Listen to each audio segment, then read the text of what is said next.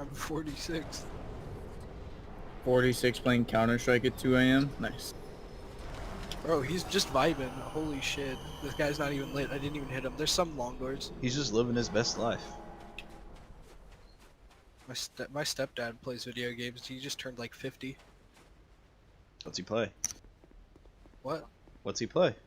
MMOs. Oh, that's gay. Him and my mom met on City of Heroes. Really? Yeah, epic, right? Alright. I'll give him credit Epic for that. gamer moment. Yeah, that's the epic gamer moment when you meet your wife on City of Heroes. And he was from Canada. He moved all the way to Indiana for some coochie. My mom pussy must go retarded. My mom's pussy must be stupid. Like, she must keep that shit immaculate for a man to uproot his entire life and move to Indiana. Holy shit. My mom's got the wagon.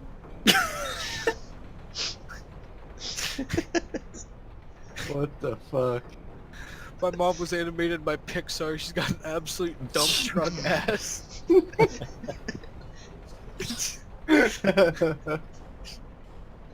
Yeah, bro. Yeah, I can't even say that shit.